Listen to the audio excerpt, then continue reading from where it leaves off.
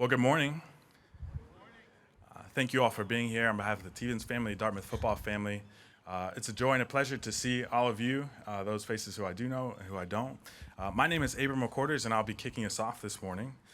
I'm a former football player and member of the class of 2017, and it's an honor to be able to share with you on this day.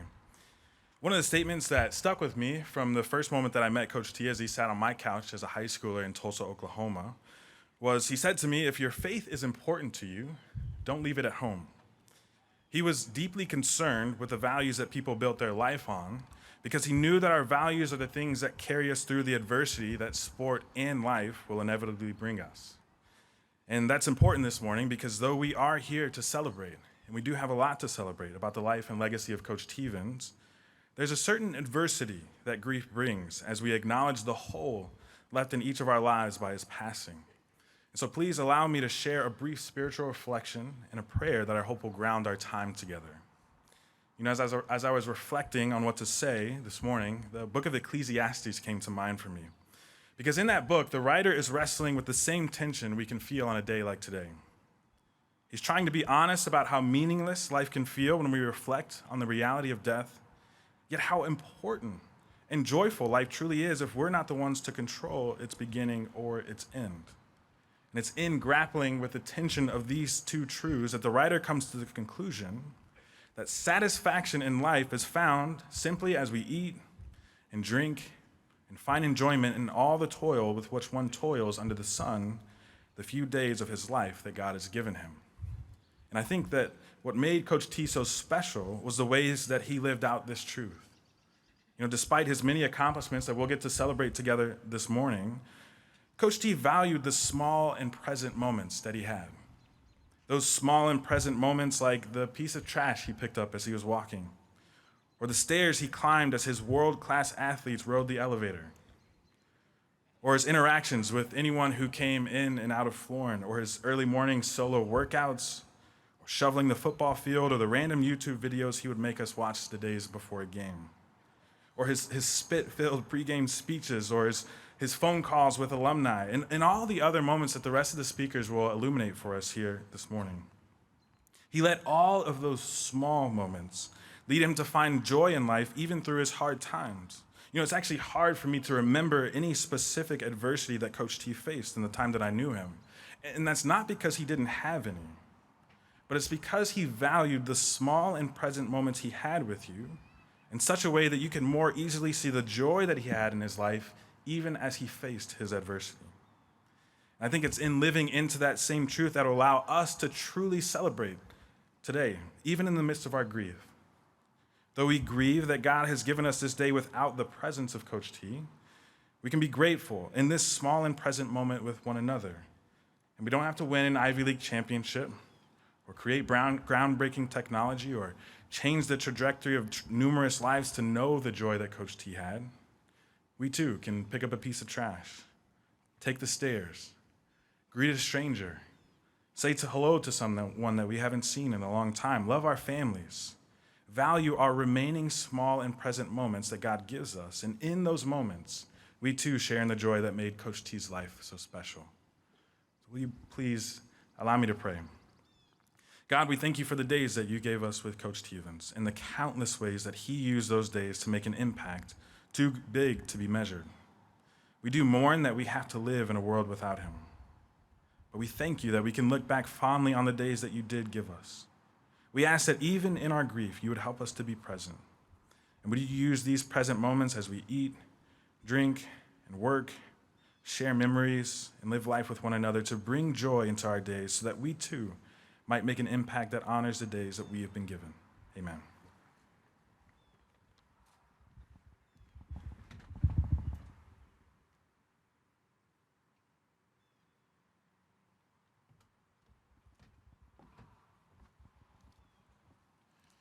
Thank you so much, Abram, for that reflection.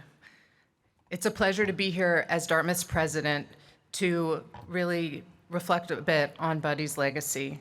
I want to begin by thanking the Legacy Committee, led by co-chairs Chris Jenny and Jane Goodell, and the entire advancement and events team for planning this amazing celebration of life together. And it's really an honor to say a few words. I want to note the gratitude we feel to the entire Teevens family, Kirsten, Lindsay, and Buddy, because you have all served Dartmouth for a long time too. Every game, every practice, every player you brought into your family, the time you let Buddy dedicate to his team. Thank you on behalf of the entire Dartmouth family. Shortly after the news became official that I would be coming to Dartmouth as its next president, my assistant walked into my office, maybe 10 minutes after, and told me I had a phone call.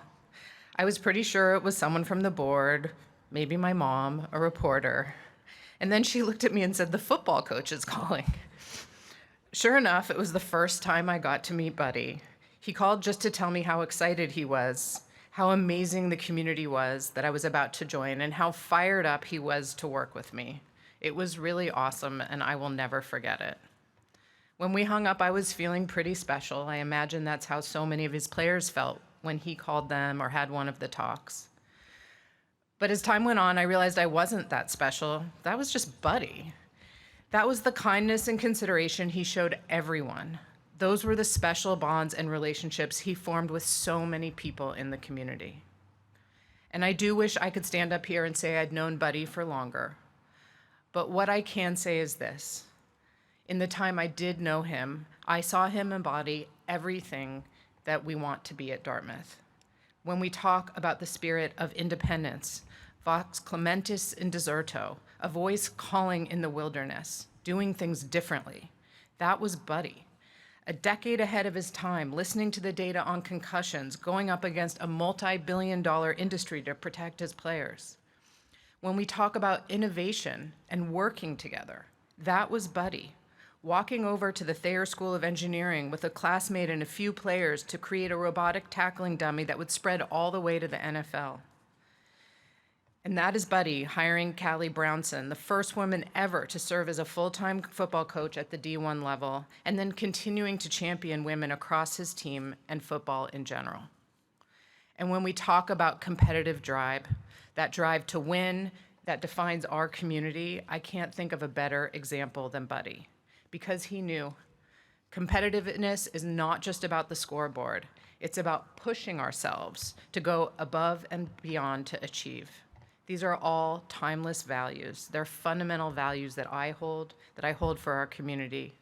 And in October, when the Big Green take the field at the Buddy Teevens Stadium at Memorial Field, the whole world is going to see how Buddy's values live on here at Dartmouth. Thank you.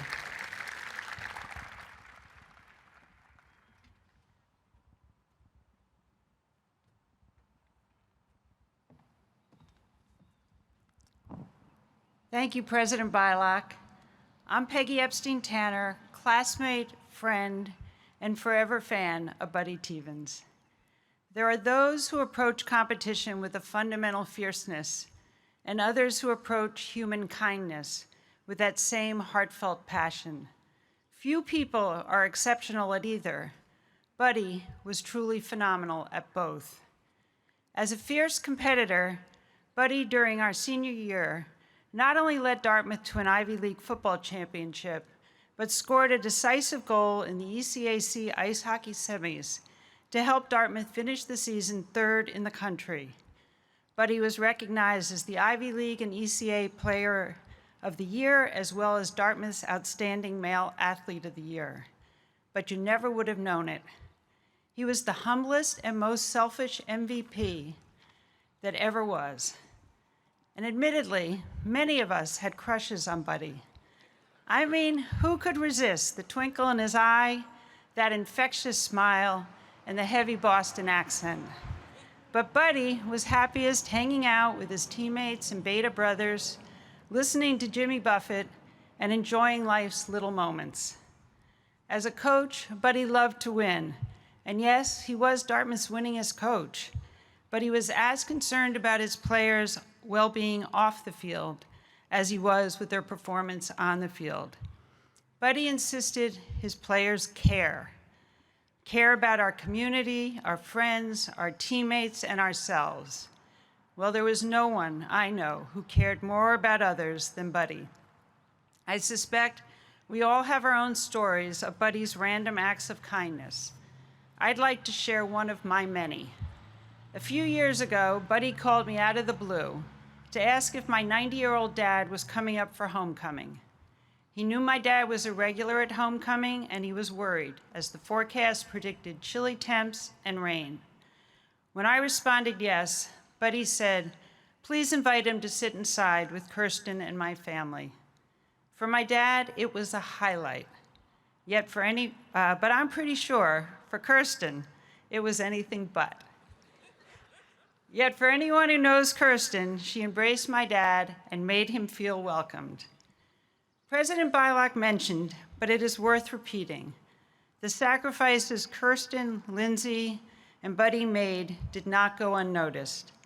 I too want to thank them for sharing Buddy with the Dartmouth family. The Dartmouth family, while loving, can also be a demanding one. Lindsay and Huge, or Buddy, thank you. Your dad was so proud of you, and whenever he had the chance, he shared photos and spoke lovingly about you, your spouses, Matt and McKenna, and your children. Kirsten, you were Buddy's North Star, helping him navigate the woods and beyond. You were the love of his life and by far his favorite teammate. Together you lit up every room and welcomed everyone into your lives. When you and Buddy returned to Hanover in 2005, you were the magnets that brought our class even closer. You attended and helped arrange countless mini reunions. You and Buddy were always there for us, and we hope, as an adopted member of the class of '79, you know we will always be there for you. The definition of a buddy is being a close friend, a companion. I believe everyone here today, and so many others who were unable to attend, felt like Buddy was their buddy.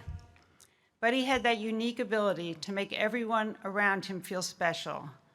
So, when we think of how best to honor Buddy's legacy, let's be each other's buddy. Let's help each other be and do better. Let's demand excellence from ourselves, and let's take good care of one another. TXBT, you will forever be in our hearts.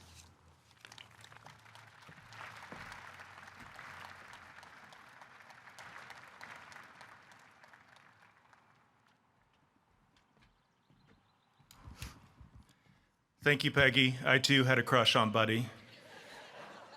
I'm Mike Harity, Haldeman Family Director of Athletics. I am so grateful to serve in that role. I just want to thank, Ted Leland first hired Buddy here as the head coach in 1987, and when Buddy was available again in 2004, 2005, Josie Harper, who joins us today, who's the Director of Athletics at the time, flew out to meet with Buddy and Kirsten to convince them to come home again. And Josie's a legend in her own right, and why don't we give her a round of applause today?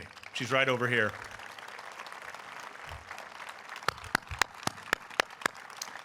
Also, President Wright was pivotal in bringing Buddy back home, and his wife Susan is here today. How about a round of applause for Susan? And I'm so glad they did bring him home again. I first met Buddy when he was a member of the Athletics Director Search Committee, and I was a candidate. Those confidential searches have a strict protocol and a rigidity to them, not always Buddy's strong suit, and soon thereafter, he kind of veered off and started to implement a little bit of A&I, adjusting and improvising.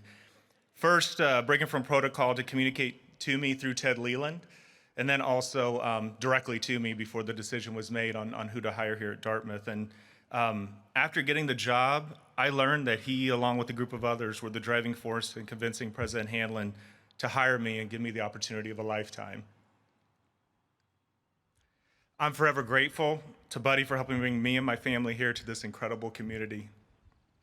During my first week here in July of 22, the communications team sent a photographer around with me that week saying they wanted to capture me in action, which I can assure you is like they lost a bet or something. It's like the most boring assignment ever. And one of the meetings that week, my second day, I believe, was with Buddy. And at the end of our meeting, the photographer asked for Buddy and I to look at a sheet of paper and act like we're talking about something important. So it's kind of weird, right? Like you just have this notebook and you're looking at it. So I turned to Buddy and said, how about drawing up one of your favorite plays? Of course, he came alive and started drawing one of his favorite plays. and explaining it, and the photographer took a few photos and left. And later that day, I'm sitting at my desk on a phone call, I remember, and finishing up a phone call, and I look over at my door. My door has a window in it, and as I'm finishing up, I just look over, and there's Buddy staring at me through the window with that mischievous glint in his eyes that so many of us know well, and it's just like, this is weird. So I just get off the call, I go over and let him in, or open the door and invite him in, and he says, I know you're really busy, but I just wanted to follow up on our meeting this morning. And he picked up the same notebook he drew the play in earlier that day.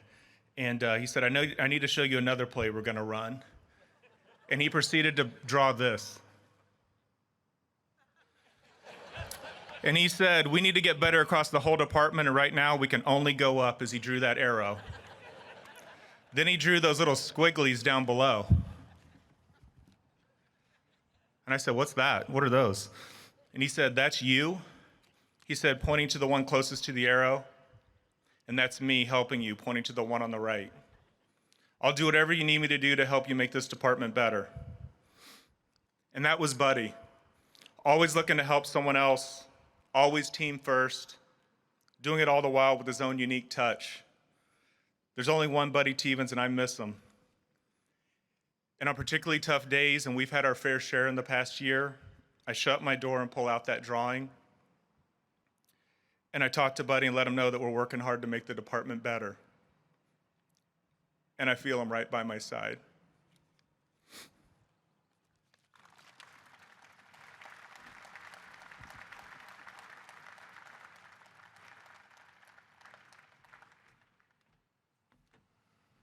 Well, good morning. It seems like just like yesterday that Buddy and I were throwing the football around on this very field, or walking across the street to Thompson Arena for ice hockey practice. I miss my friend. I want to thank all of you for coming today. Buddy would both be embarrassed and humbled by all the attention. I also want to thank Dartmouth College and its leadership. The support you've shown the Teevens family has been absolutely amazing. Thank you. The outpouring of support from all over the country has been nothing short of incredible. The text messages, emails, phone calls, letters, cards, flowers, and prayers have brought tremendous comfort to the Teevens family. Kirsten and her family felt the love and support of thousands through this tragedy. At every turn, they were met with an open heart and an outstretched hand. To the people here today and the people that could not make it, those gestures will never be forgotten. Thank you.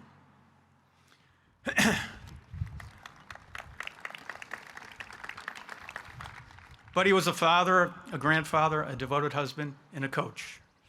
Our fondest memory of Buddy was as a brother. Today, I hope to give you a bit of insight in what it was like to grow up with him. We spent most of our time growing up in a small rural town south of Boston, Pembroke, Mass.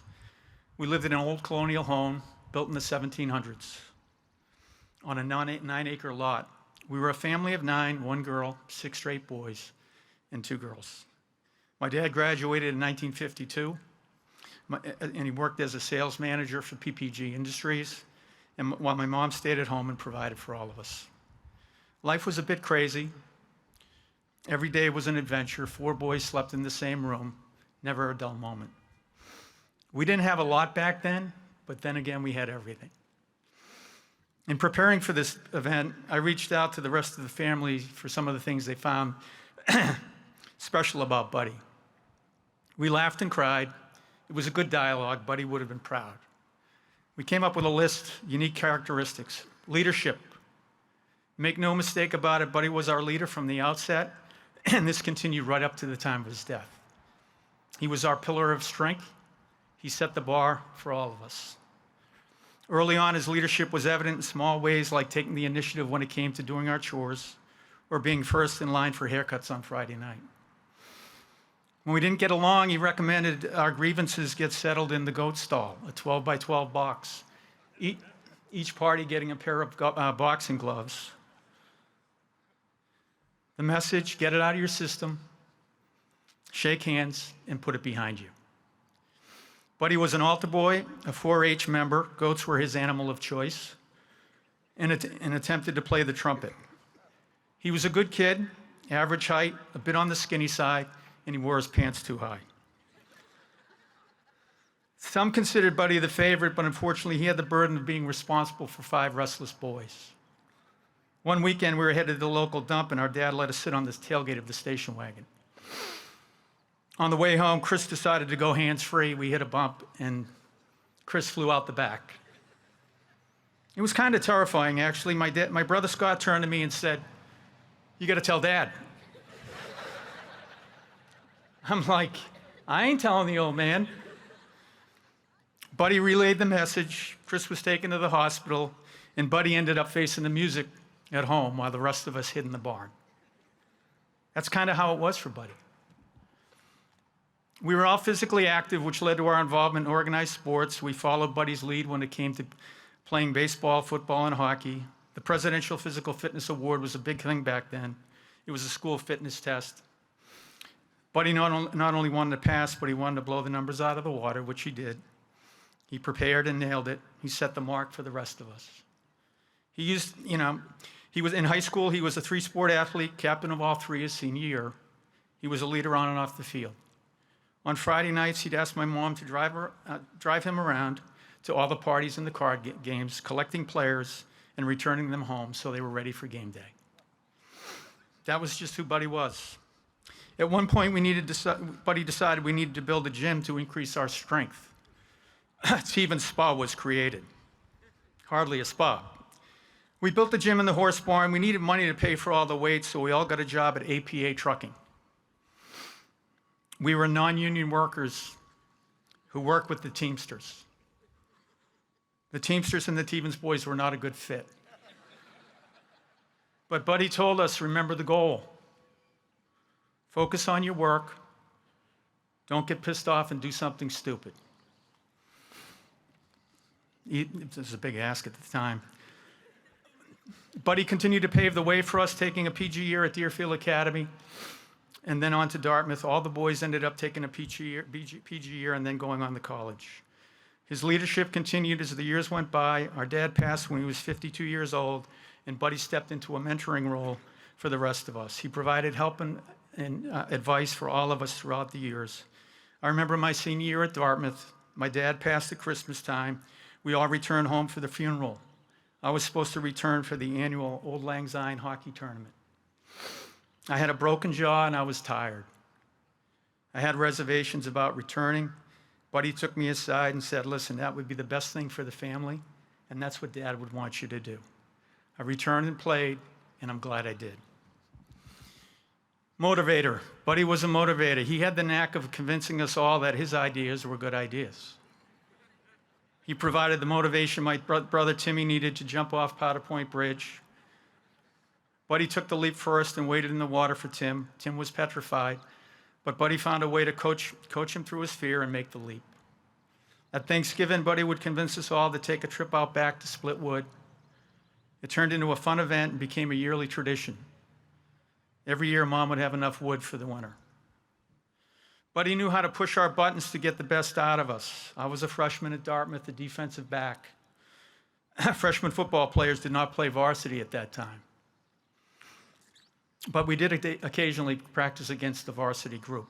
This was my time to show my skills to the varsity group and its talented quarterback.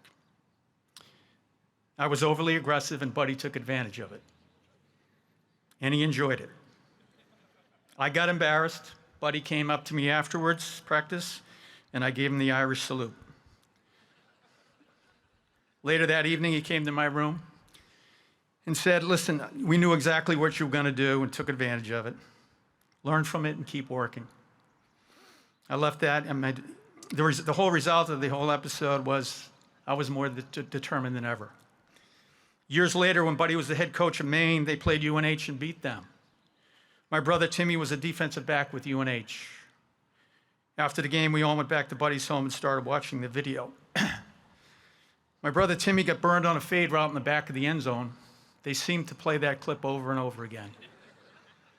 Timmy got pissed off, and he and Buddy ended up in a fist fight on the front lawn. Timmy left Maine a bit banged up, but more determined than ever. Later that year, Timmy was named Defensive Player of the Year of the Yankee Conference.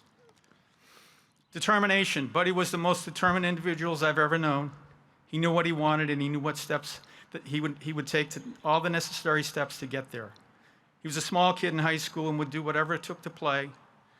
For instance, loading rolls of penny in his jock strap to make minimum weight to qualify to play high school football. Buddy was not the most talented athlete, but he was certainly the most determined. It didn't matter what it was, playing varsity football and hockey at Dartmouth, a casual jog, the New York City Marathon, biking across the country, or jumping out of a plane. That determination is what made him special. Hardworking. To go along with that determination was a consistent work ethic. It was evident when he was younger, always taking the initiative when it came to chores and helping around the house.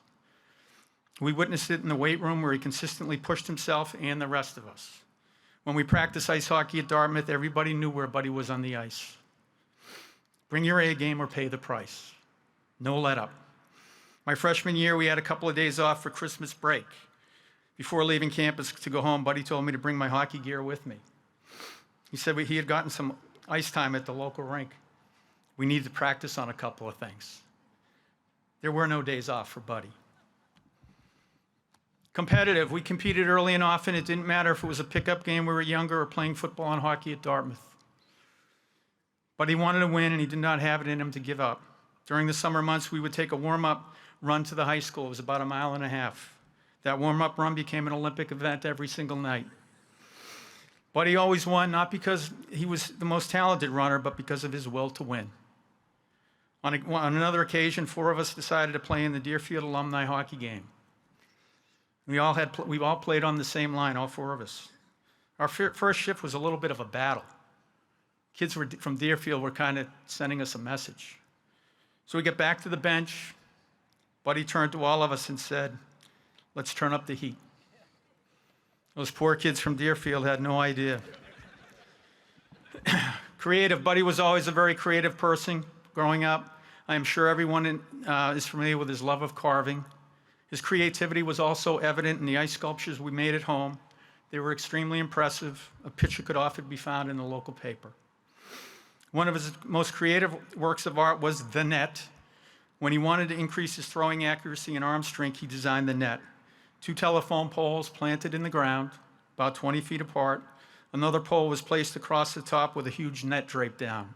5 squares were intertwined with red cloth. He would throw footballs at those squares every day.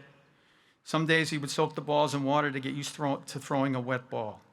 That net became a valuable practice tool for all of us over the years. Humble. Although Buddy was extremely successful, he never enjoyed the spotlight. He always deflected credit to others. It was just his nature. He was more comfortable relaxing with family and friends.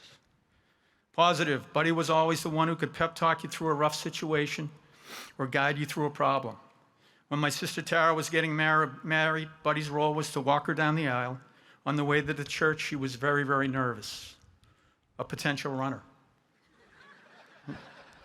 Buddy comforted her and encouraged her. And by the time they arrived at the church, she was ready. Over the years, that positive attitude worked wonders for all of us. Compassionate. Buddy cared. Over the years, he has helped countless family members and friends through challenging times. In high school, he befriended some of the non-popular kids. On one occasion, he convinced somewhat geekish but a very intelligent individual to be the statistician on the football team. That kid became a real value to the team and well respected by all. When I was diagnosed with stage 4 melanoma at 38, Buddy was there every step of the way. He offered to raise money by biking across the country. He desperately wanted to help. Loyal. Buddy was extremely loyal to his family and friends. For all his success, he never forgot where he came from. He always had your back. When my sister Debbie brought her fiancé Walt home to meet the family, Buddy challenged him to a wrestling match. Buddy wanted to make sure he was good enough for my sister. When Buddy received his first job offer to be the head football coach at Dartmouth, he reached out to my sister Moira, who was a student at Dartmouth at the time. Buddy wanted to make sure if he took the job, Moira wouldn't be uncomfortable. Tough. Buddy was the toughest guy I ever known. When he was younger, he was bullied by a kid at school. My dad showed him how to make a fist, and the rest is history. He later battled the toughest kid in high school because the kid was a bully and had a bad attitude. I also witnessed his toughness playing hockey at Dartmouth. He would come back to the bench seething in pain, yet he was always ready for the next shift. Family, Buddy always looked for the rest of us throughout his life. He never became too big for us. After the coaching season, he would always return to Pembroke to visit my mom. He would buy groceries, bake bread, and make the trip. They would sit for a nice dinner and catch up. He would stay the night and head out the next morning to start recruiting. At one point, I arrived at my mom's house after Buddy had left. I just missed him. I went in the bathroom. I came out and told my mom there's a bunch of cash in the bathroom. She's like, "Oh, that's Buddy. He always does that." One of the greatest gifts we can give our parents is to make them proud. Buddy did that. Fun. Buddy was fun to be around. He had great stories and a unique sense of humor. He had that signature grin that still makes me smile today. He brought us Jerry Jeff Walker, Jimmy Buffett, and Bob Seger. He enjoyed a cold beverage with friends and family. My kids used to sit in amazement as they listened to Uncle Buddy tell the Teevens tales. To Mom, you did a great job. You raised a wonderful human being who made a difference. Buddy loved you, and you were always extremely important to him. To Lindsay and Eugene, Buddy accomplished a lot in his career, but he viewed his family as his greatest achievement. Lindsay and Eugene, Buddy was extremely proud of both you guys. He loved you guys, never forget that. To Kirsten, we still remember you visiting for the first time, coming back from the beach, walking up the hill to shower under the hose, bar of soap on the grass and some shampoo on the well. The other 5 of us were thinking, what is she doing with this rockhead? Buddy outkicked the coverage. When he married you, you were a devoted wife for over 4 decades. Wherever you lived, you created a warm and loving home. The wife of a football coach is not an easy assignment, but you navigated it with grace and class. Buddy loved you, and he was honored to call you his wife. In closing, this celebration of life is exactly what Buddy would have wanted, a celebration with friends and a joyous event. Buddy was taken from us much too soon, but the life he led was extraordinary. A beautiful family, great friends, and some amazing experiences. Buddy made a difference. Buddy was special. Goodbye, my brother. We will all miss you.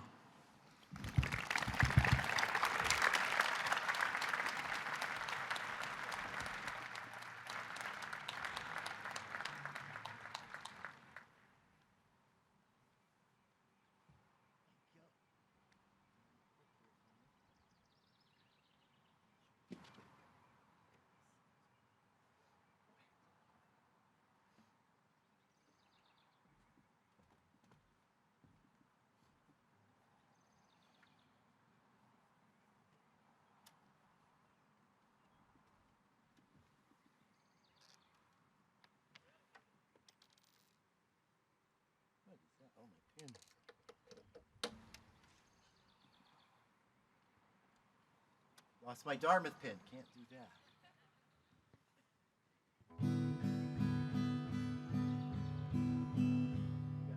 Sound? Hi, I'm Ben Riley, classmate of Buddy's. This is one of his favorite songs, rewritten a little bit for our best bud.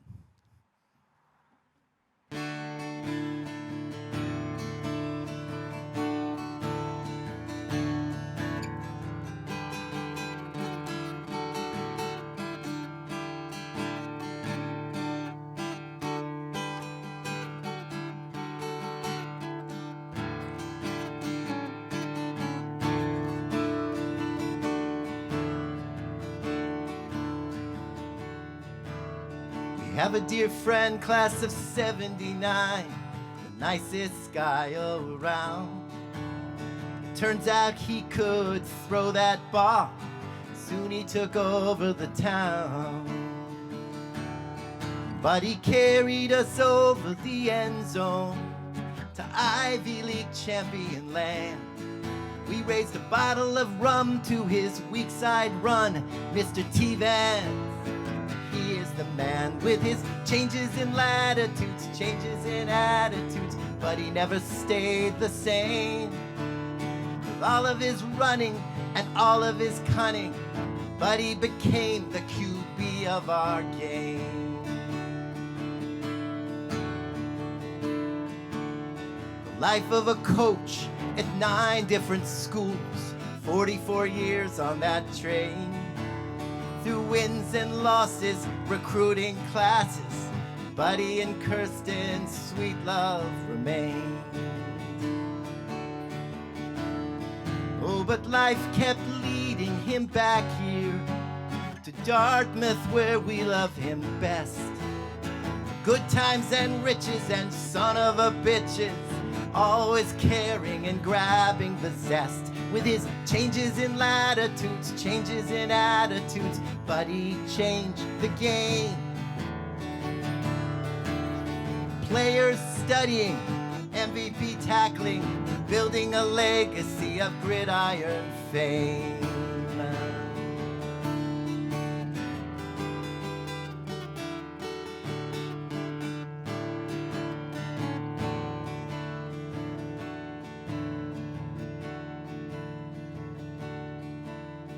Life can punch us hard in the gut. Number 5 taught us to keep smiling. We miss our beloved amigo, his golden passion, his mighty love always shining. Oh, but yesterday's over our shoulder. We can't look back for too long. There's too much to see, beautiful and free, following Buddy's path.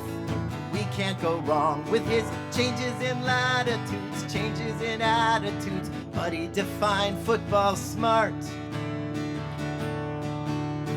6 Ivy crowns, the most around. Buddy's the QB of his family's heart. Buddy's the QB of Dartmouth's heart. Buddy sure is the QB of our heart.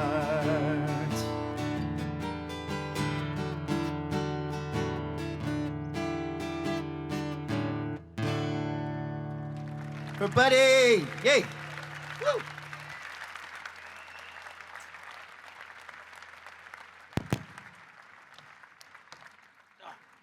My pin.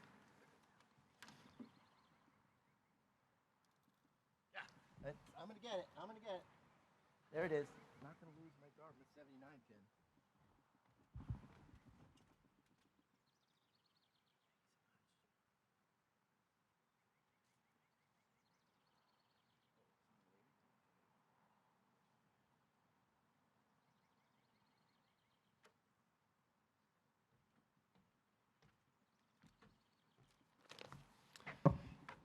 Good morning. My name is Tim Murphy. I was the football coach at Harvard for the last 30 years, and I must admit it was a little strange wearing a green tie in here this morning.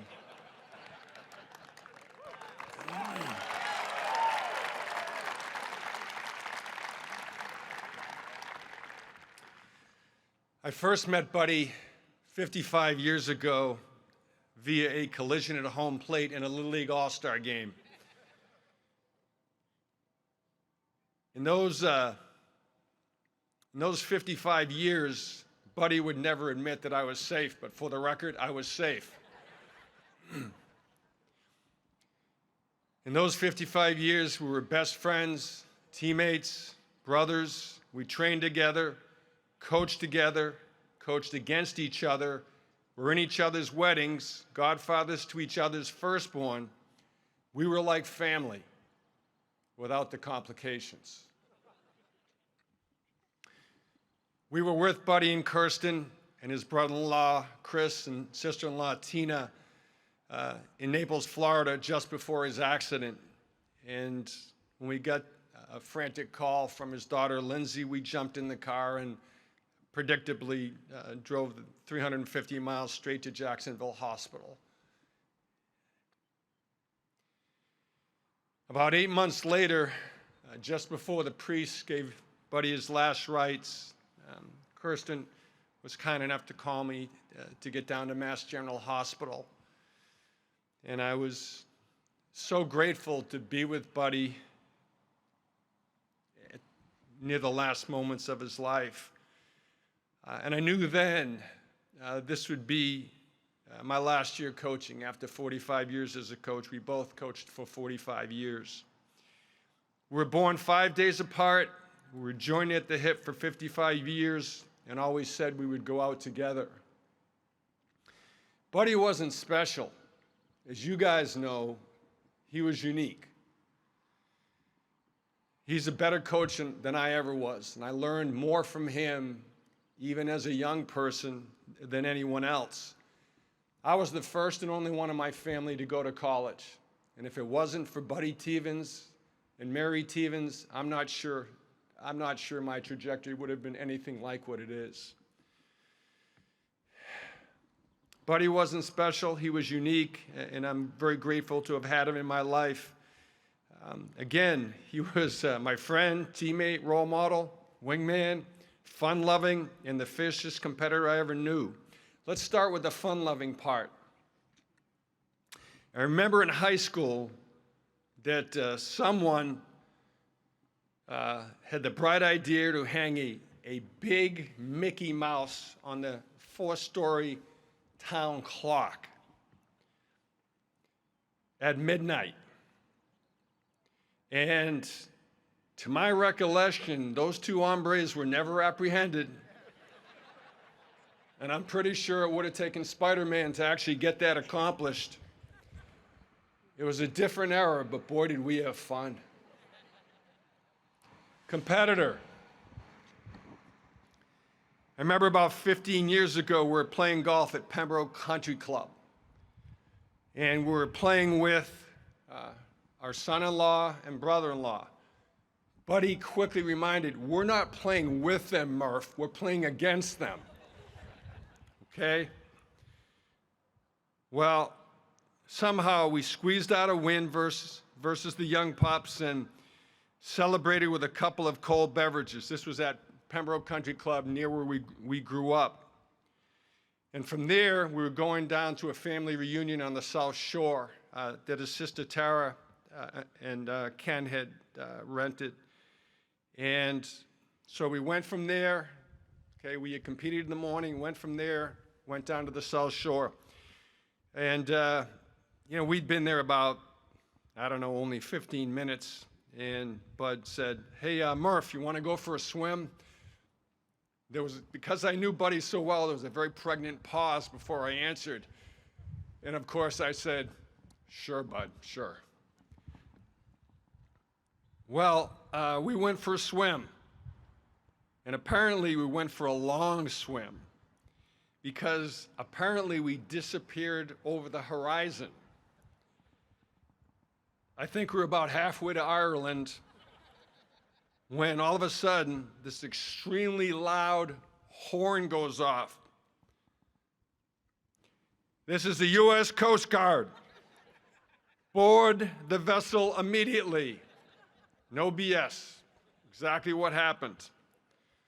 So we kind of looked at each other, kind of treading water, and said, nah, we're too competitive for that. So we turned around and swam about 2 more miles in.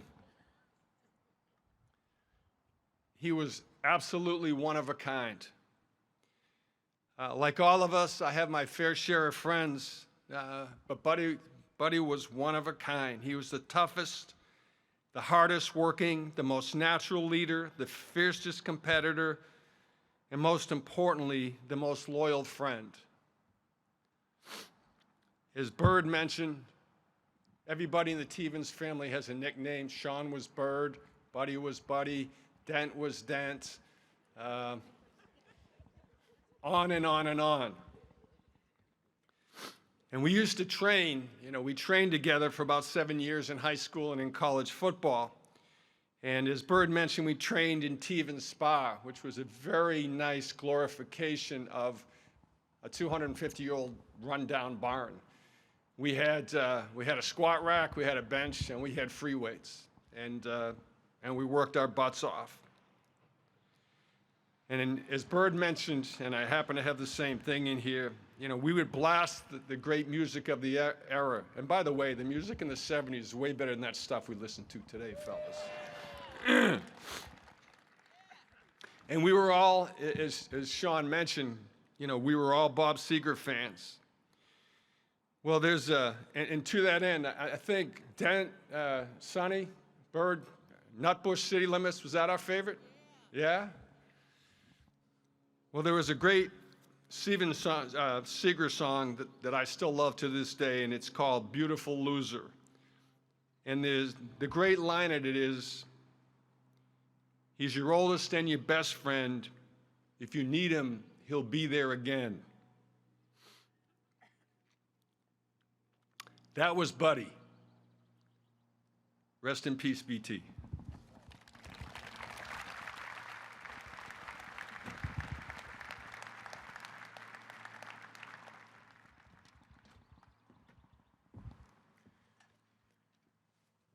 Good morning. I'm Doug Van Sitters, class of 1999, and I stand before you as one of the countless faculty who considered Buddy a partner, more appropriately an innovator, and a source of inspiration in our educational mission here. I'd only been teaching for a couple of years when a mutual friend told me that the football coach wanted to talk about a crazy project for some of the engineering students. And Buddy's idea was indeed crazy. The design for MVP got more extreme the more we talked about it. I was teaching a course on Newtonian dynamics at the time, and I kept thinking that it just wasn't possible because the laws of physics were actually playing against Buddy. But that was the first meeting of dozens, and the prospect of failure, it turns out, didn't matter for Buddy at all. When the success and safety of his student athletes was on the line, he would do whatever. And it wasn't just academic success or athletic success, it was really excellence of mind, body, and spirit. People, myself included, lined up to help with MVP because when Buddy was excited about something, you were excited about something. When it came to mission-driven innovation, he could inspire everyone around him to find a way. So each of us can objectively identify those very few experiences or individuals who fundamentally changed the way we think about our world and interact with it. Paradoxically, Buddy was one of those very few people for thousands of us. Over the last decade, he changed my relationship with Dartmouth for the better. I'm closer than ever with athletics because I know that my partners in education are coaches like Buddy, coaches who express their excitement always with a half dozen emojis at the end of a text message, coaches who walk away from their own practice to talk with random little kids on the sideline over there, coaches who successfully bring outstanding people to campus to do the things they love in the context of a complete education. And because of this culture strengthened by, and in most cases actually invented by Buddy, Dartmouth doesn't need to be apologetic about our athletes. And we don't need to hide rigorous courses or majors from them. In my own classroom, Buddy's players, some of you, were the ones in the front row, the ones who approached me on the first day of class, the ones who were in my office on Monday, every Monday, to talk about assignments or lecture, and the ones who brought a level of professionalism, humility to our discussions, but they were still respectful, they were disarming, and above all, they were representative of students who really seek their education and then value it. So I count myself among the fortunate for having not only the opportunity to work closely with Buddy, but also to have worked with so many of his players who came to Dartmouth to grow and who brought Buddy's ethic to our classrooms and then spread it around the world at graduation. So we often say that one's measure of value is the number of lives that they positively touch. So take the silence in the next transition to think deeply. How many people do you know, past, present, maybe even future, who could actually fill this many seats, a football stadium, with that kind of impact?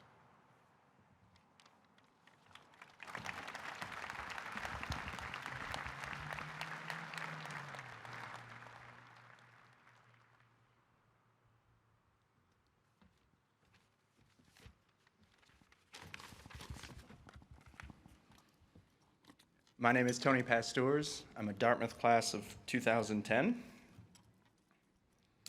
Our first day of fall camp, Buddy gave us these dog tags. Inscribed is the phrase, "Count on me." Like most things with Buddy, it was more than just football.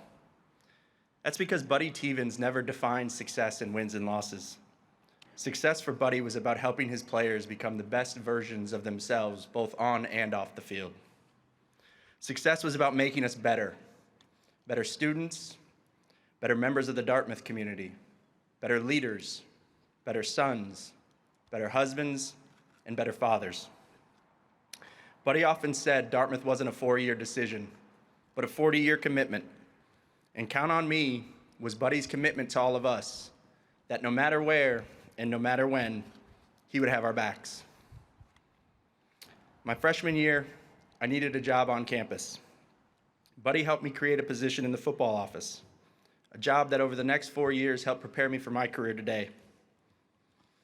When I was Beta president and a young football player and Beta brother mistook President Wright's house for the Beta house, President Wright found an uninvited 300-pound cat in the hat in his kitchen. It was Buddy sitting next to me as we apologized to President Wright the following morning. My senior season, Buddy pulled me aside one day and said I wasn't right. He then called the world-renowned Mayo Clinic. There I was diagnosed with a viral heart infection. As doctors explained, had this not been discovered, the consequences would have been catastrophic. It's safe to say I probably wouldn't be standing here today without Buddy Teevens. After Dartmouth, I continued my football journey. And every spring, while recruiting, Buddy would come see the Rams. We'd talk football, he'd take notes, ask questions, but he'd always make time to come sit in my office, even when it was just a cubicle. And he'd check on me. He'd make sure that I was all right, that the NFL was going okay, ensured married life was treating me well, and that I was adapting to the world of a girl dad. He would always finish by reminding me that he and Mrs. T were always there if we needed them. We all have our stories, our moments when we got to count on Buddy. Mark Twain once said, "Always do right. It will gratify some people and astonish the rest." That to me is Buddy Teevens. Buddy changed and impacted countless lives simply by doing right. Right for his players, right for Dartmouth, right for the coaching profession, right for the game of football, and right for the ones he loved. I will forever be grateful for Buddy Teevens, my friend, mentor, Beta brother, and coach. And while we will never be able to fill his shoes, we should all strive to follow his footsteps. Thanks, BT.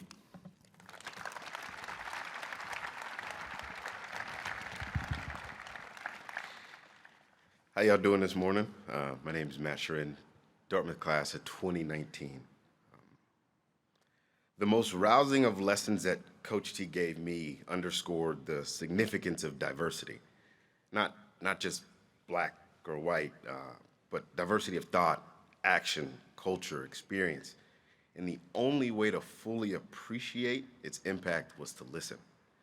Regardless of if you were black or white, gay or straight, the CEO or the janitor, the son of a single mother who made 24 grand a year, or the son of career bankers. It doesn't hurt to shut up and listen to someone's story. You just might become a better person by doing so, because I know that I have. On January 8th, 2023, I lost my mother and became a single guardian to my teenage sister. Somehow, I don't know how he did it, but he always did. Coach T found out and gave me a call a few days later.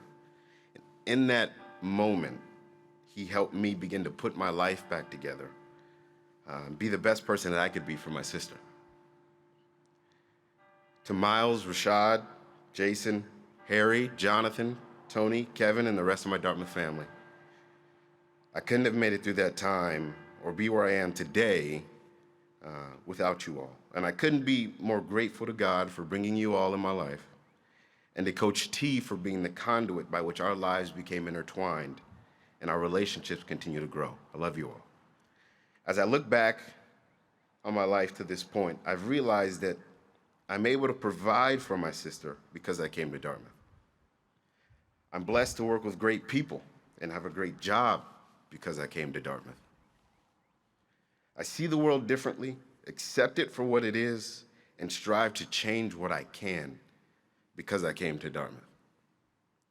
My life, my future children's lives, and my future grandchildren's lives are now different because I came to Dartmouth. And the reason I came to Dartmouth was Buddy Teevens. The Coach T was with us for 66 years. The living entities that are his impact and his significance will outlive anybody in this stadium by 100-fold. He taught me that what we do, how we do it, and how we treat people in the process of doing it are the crux of turning a motivated life into one that is hell-bent on creating and embodying change. Coach T provided opportunities, he changed lives, he altered cultures, opened doors, and taught lessons. And he just so happened to win some football games while he was at it. To you, Coach T, we say thank you, we love you, and we miss you. Right now, I'd like to ask all current and former Dartmouth football players to stand while we sing As the Backs Go Tearing By in Glory to Dartmouth, as we sang it in our day.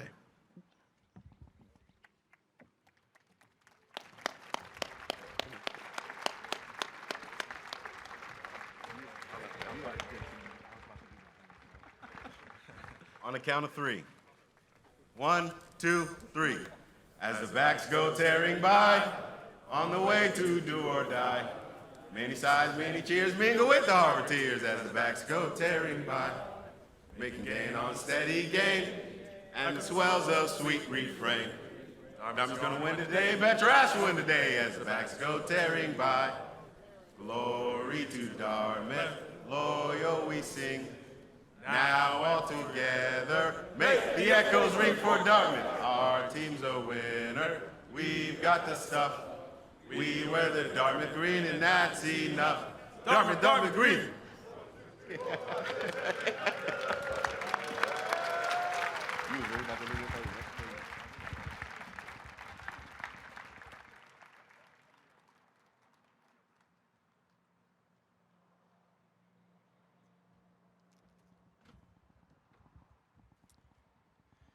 Good morning. I am Roger Goodell, and I'm privileged to be here and honoring Buddy Teevens. Buddy Teevens was a force, not necessarily in the sense that we think of it when we're standing on a football field, but a strong and humble advocate for all that is good in the world, especially people. I didn't go to school with Buddy. I didn't play with Buddy. I wish I had. My experience with him was much more recent, but his impact on my family and me was as strong as people who have known him over a lifetime. He had that kind of impact. From the first moment I met Coach, I could see this man was committed to making a difference for everyone, and also our broader society. He was beyond loyal to his family, his friends, his teammates, his players, his staff. The list goes on and on. I see the proof of that as I look out at all of you. Buddy Teevens inspired me to look outside my boundaries and believe what may be possible. In football, safety is paramount. We love this game and its players, and we want to protect them. Coach T came to the table with solutions to make the game safer and ultimately better. No tackling in practice. How's that going to work? The game is safer and better because of him. A robotic tackling dummy. Yeah, right. The doubters were there. He didn't care. In fact, I think he relished in proving people wrong. And prove him wrong he did, time and time again. Dartmouth won a lot without tackling in practice. Many NFL teams and countless colleges and high schools practice tackling on Buddy's robots today. And how about this? The first female D1 coach is sitting in the front row.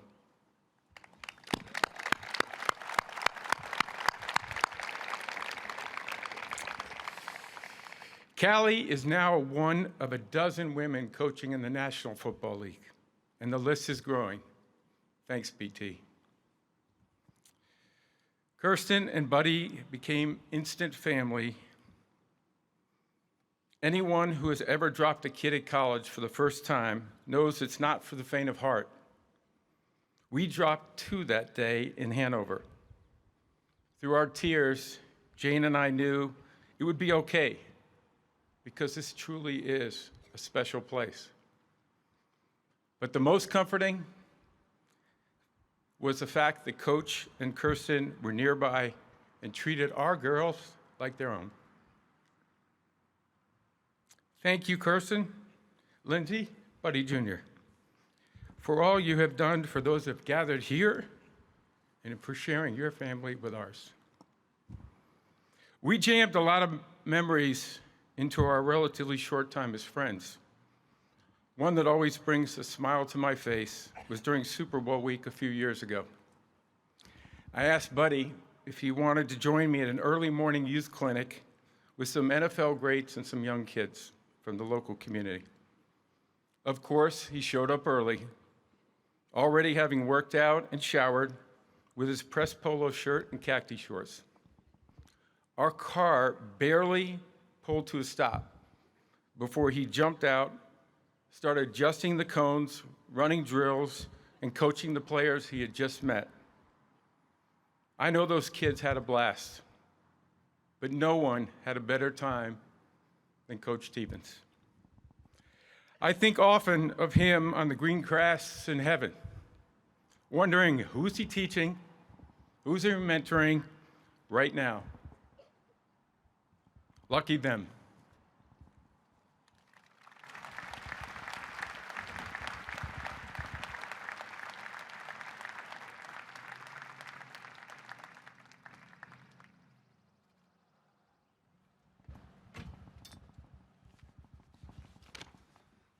Good, I didn't slip, but, get a little old, My name is Murray Bowden, class of 71. I was co-captain, along with Bob Peters, who's here today, of the 1970 undefeated football team.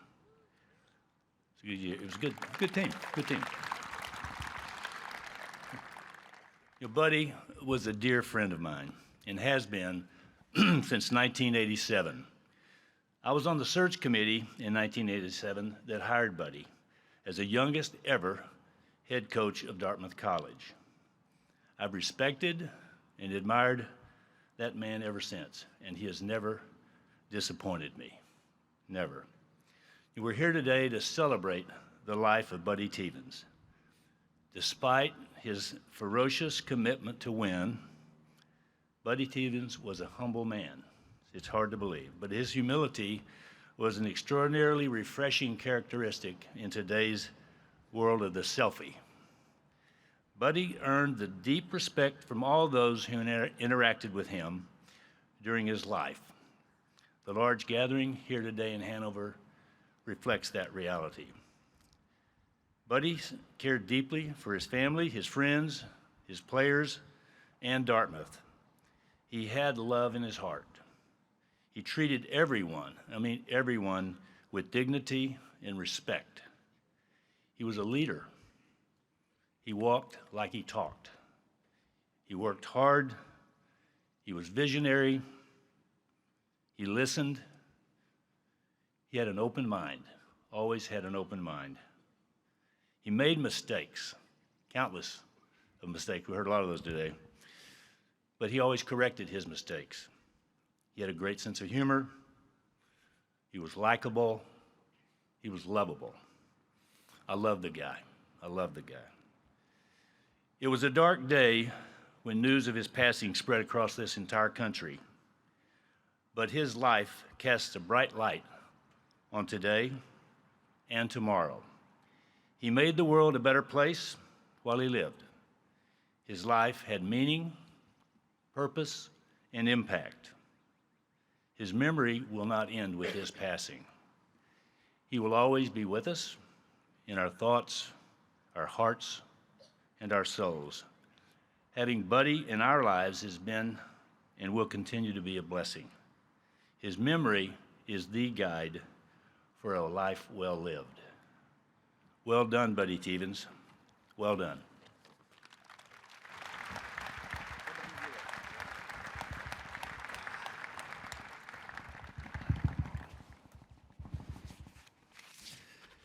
My name is Archie Manning. I live in New Orleans, Louisiana. How do you say goodbye to someone who you've known and loved for more than 30 years? I first met Buddy in 1992 when he came to Tulane. At the time I was working out at Tulane, I would often run on the track. Buddy came over and introduced himself one day. We hit it off right away. Typical Buddy, so energetic, so likable. I only had one problem with Buddy through the years. I'm a Southerner. Majority of our coaches at the Manning Passing Academy were Southerners. Combine Buddy's fast-paced talking and his New England accent, we seldom knew what the hell he was saying.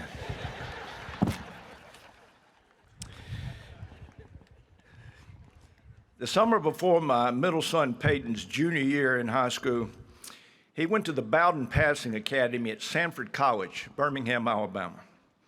He returned home and said, "Dad, we got to start a passing camp."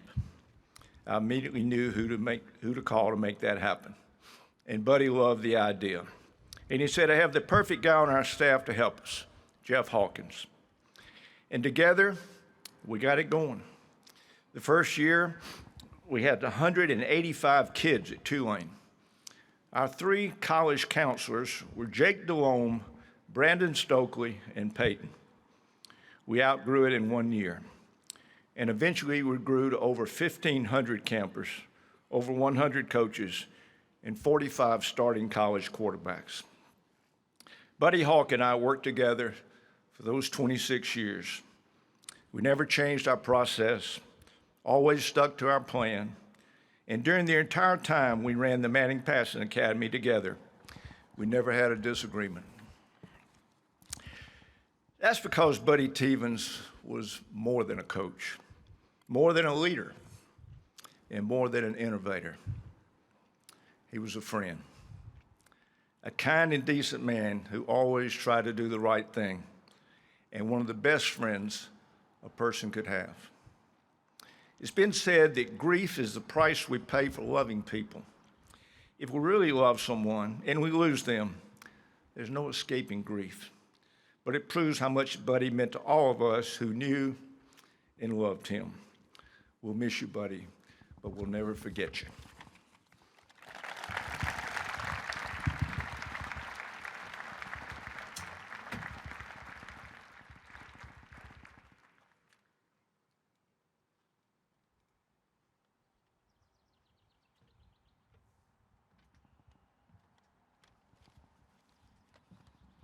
Good morning. My name is Reggie Williams, class of 1976, and I stand before you as the only black football All-American in Dartmouth College history.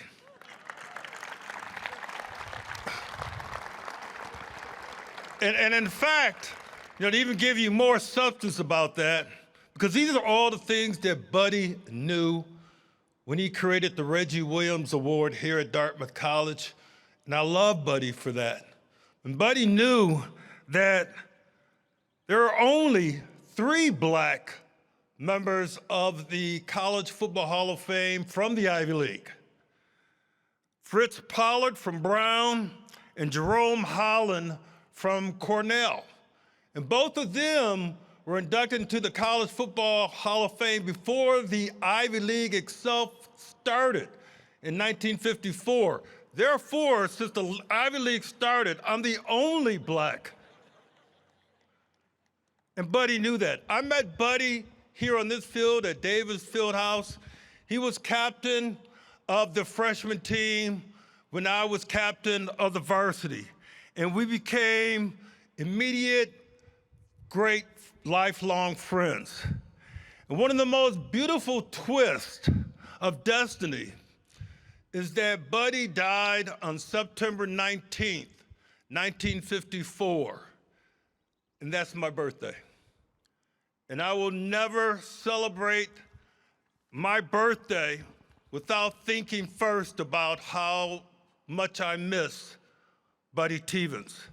And one of the reasons I started my remarks about the fact that I'm the only black All-American here at Dartmouth College because of the importance of how Buddy was able to recruit and bring so many diverse perspectives and players up here to Hanover, New Hampshire, especially black players. You come up here, there are no black barbershops. There's no soul food restaurants. There's no black entertainment, black clubs. But yet, he's been able to grow the love for Dartmouth College football to such a point that 50% of the team is now black. That should be congratulated. And so I asked many of the players, black players, what they thought about Buddy Teevens. And here are some of the remarks. I'm going to read them real quick. Coach Teevens cared deeply about representing different backgrounds and perspectives as a necessity in the Dartmouth experience. He allowed people to learn how to express their ideas and emotions and be comfortable with interacting with new people and settings. I am grateful to have played for him and have learned much more about being a better man than I have anywhere else. Coach T was someone I could trust and go to during hard times. He was a person that made me feel heard and important and always pushing me to be great in every aspect of my life. During my recruiting process, Coach Teevens never asked me about football. He always made sure I was doing well. My family was doing well. Made sure I knew he would always be there. He cared about us future players more than anything else. Coach T gave me an opportunity to put myself in a position to be successful. He also taught me to never let anyone push you around, because if you do, life will always be that like for you. In a plethora of ways, for one, he gave me the opportunity to attend a place like Dartmouth College. And Dartmouth College, indeed, is a very special place. And finally, Coach T showed me what it meant to be a hard worker and a good person.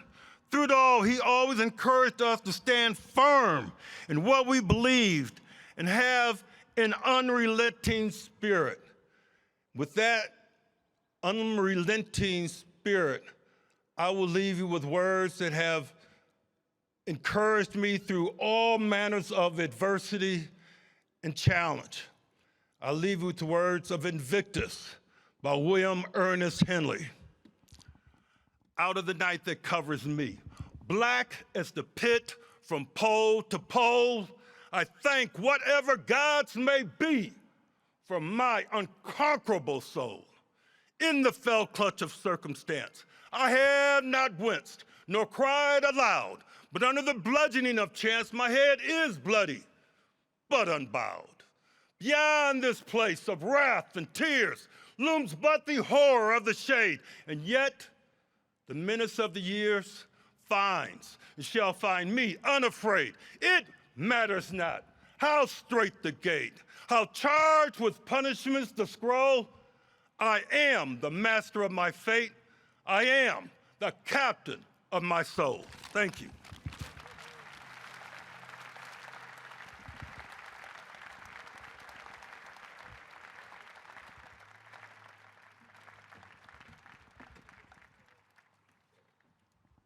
Good morning. My name is Callie Brownson. I was on Coach Teevens' staff in 2018. I want to thank the Teevens family. They're family to me.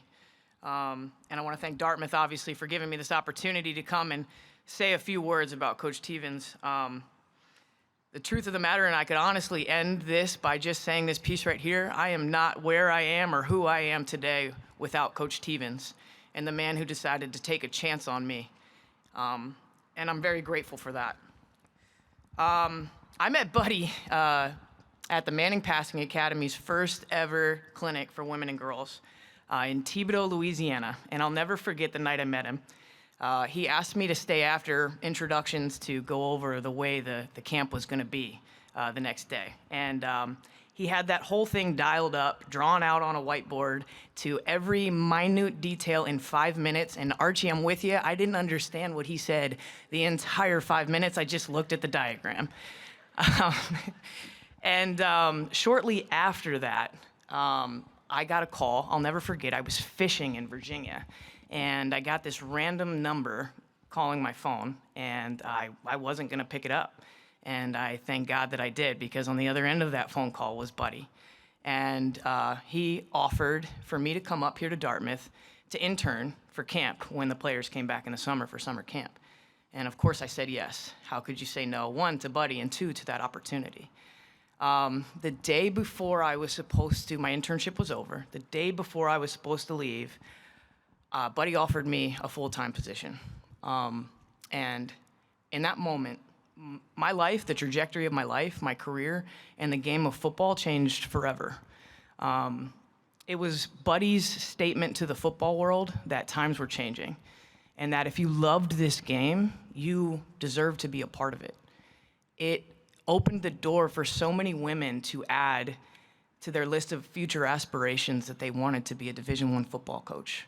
It changed the world, and I'm forever grateful, because behind all of that was a man who was never scared of defying the status quo and doing things different, because he believed in what was right, and if it was right, it was worth it. Buddy was obviously a great football coach. We've talked about that a lot today. If you look around, he was the man in this arena. He was a great football coach, but he was so much more as well. He was a great leader, a mentor, a motivator. And after I took my next opportunity and went to Buffalo, he became a great friend to me. He never stopped reaching out through the ups and downs of the seasons. I always got a text from Coach T, win, lose, or draw. And we've seen it all over the place the past couple days. TXBT with the thumbs up emoji. Okay, never forgot that one. And he stood beside me in one of the darkest hours of my life. And it's one thing that I will never forget with him, is he never let me battle a single day of that alone. He wouldn't let me. And that's who he was.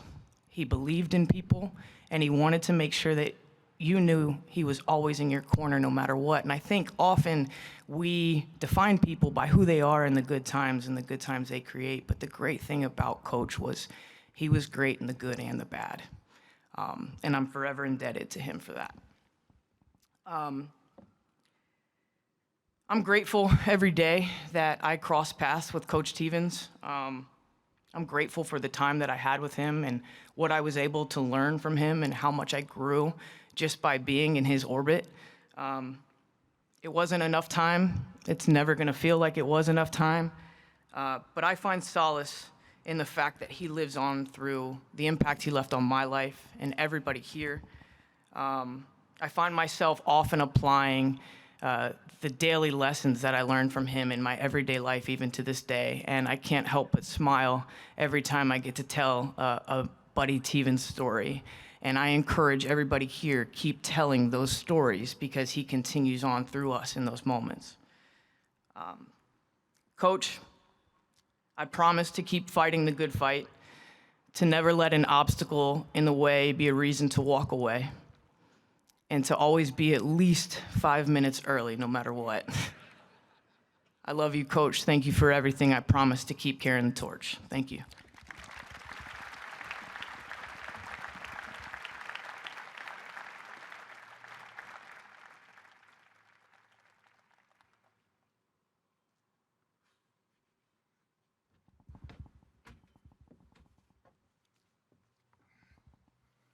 I guess it's still good morning.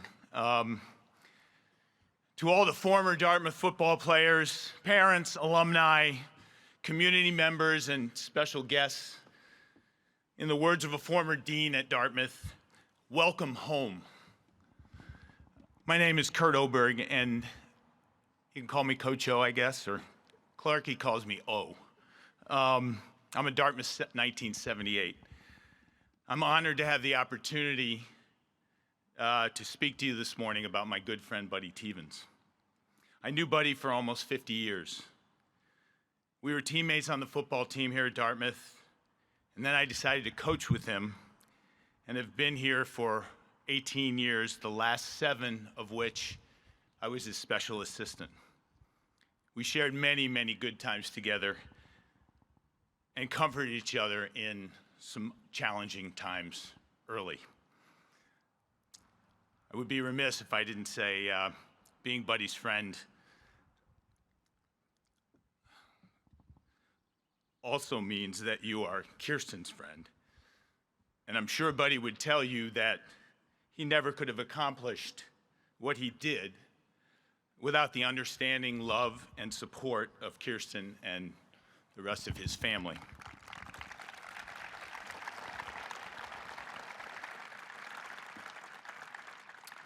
When I think of Buddy, some of the following thoughts come to mind.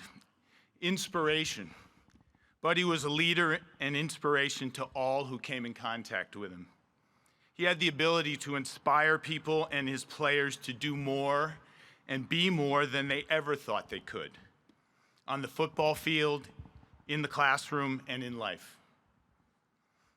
Just by saying hi and thanking the custodians at Florin, his barber, the building and grounds people who take care of the field, his coaches, his players, and the many students that he outwardly reached out to and engaged with each day of his life.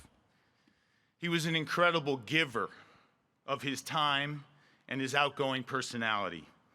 He would stop and talk to male and female athletes on all these different teams, encourage our players to support the other teams, and generally help mentor and inspire all the student and athletes at Dartmouth. I received this quote from one of his players. Coach T had an infectious energy and natural charisma that had me and everyone else in the football program eager to make him proud and do the right thing. Another player sent to me, he was truly an inspiration in so many ways and gave all of us a shot at more in life. You've heard about his humility. For someone who had accomplished so much during his lifetime, he was one of the most humble men I've ever known. One would never know that he was Ivy Player of the Year, Coach of the Year in the Ivy League many times, someone who on a national level had changed the game of football to make it safer for its players, or someone who was the first college coach to hire women on his staff. His energy and attention made you feel like you were the only person in the room. His mind was always looking forward and trying to improve the game, his players, all Dartmouth coaches, and our community in general. Another player sent me, but those of us fortunate to know him and to have a relationship with him knew that he was way more than those accomplishments that grabbed headlines. Kindness and caring. He was an individual with a high degree of integrity and honesty, while at the same time being one of the most kind and caring people I know. He cared deeply about his players and coaches and always spoke with them about what was going on in their lives and ultimately doing the right thing. A couple of quick examples. My best friend had had a stroke and was struggling. And I walked into the office one morning, and Buddy knew him, and he would always come up and be on the sidelines for games. And his name is Gary Hunt, and I know he's here. And Buddy looked at me, he goes, "How's Gary doing?" And I said, "Well, you know, he's struggling a little bit." He's like, "Let's call him right now." So sure enough, he picks up the phone, calls Gary. Gary's like, "Who's this?" And he's Buddy. And totally cheered him up and made his day. One other time that I remember, we were playing Princeton for the Ivy Championship. Star running back for Princeton breaks his ankle in a gruesome first quarter accident, goes to Mary Hitchcock, has an operation, and who's the first guy to show up on Sunday morning after we beat Princeton? But Coach T. Wasn't even his own player. A little little insight into the Dartmouth football culture, some Buddyisms that you may have not heard before. Buddy's motto was, be a great football player at football time, be a great student at academic time, and be a great person all of the time. In the classroom, sit up front, pay attention, wear Dartmouth football gear, introduce yourself to your professor, and most of all, do your own work. On conduct, do nothing to embarrass yourself, your family, or the Dartmouth football program. On women, always remember that the women you're speaking to is someone's sister, someone's girlfriend, someone's wife, or someone's mother, and treat them with the respect and understanding that they deserve. Buddy loved acronyms. I'm sure you've heard CARE from Peggy earlier. Consider, accept, respect, educate. Be a star. Smart, trained, aggressive, relentless. Buddy embodied all of those things. Finally, Buddy Teevens and the Dartmouth football culture. What he created, he was a maker of memories that have lasted a lifetime. All of his players, including me, have incredible memories of their football experience at Dartmouth, the friends they've made, the strong brotherhood that was formed, the wins, the losses, and most importantly, the love that they share for each other. And we cherish those memories, and more importantly, the man who made those memories possible. My good friend and brother, Buddy Teevens.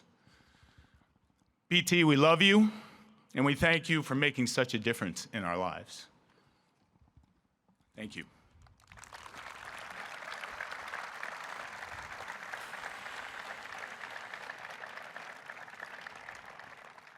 I'm in charge of some housekeeping. We are going to sing the the alma mater, I should say. I'm getting ahead of myself. But logistically, if we could do this, the program will conclude after the singing of the alma mater. If everyone would stay in their seats and let the family and the speakers move out first, that would be great.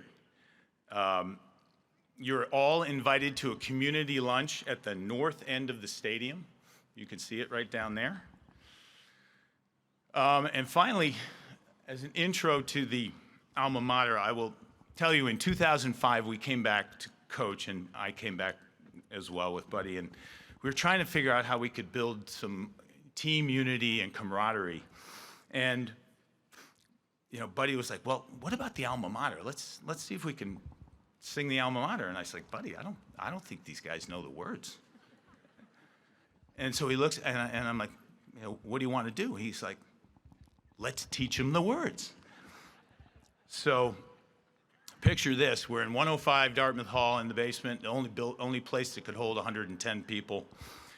Buddy and I, arm in arm, on the stage, 50-year-old tone-deaf football coaches, singing the Dartmouth alma mater to 110 guys. We got a standing ovation, and then put the words up and made all of them get up and sing the alma mater. It was, and from that day, every game, home or away, win or loss, we sing the alma mater to our fans and to all the people at Dartmouth. So let's give it a shot right now. Everybody here, please rise. And are we getting any help from any musicians or anything? I think so. Are we? I think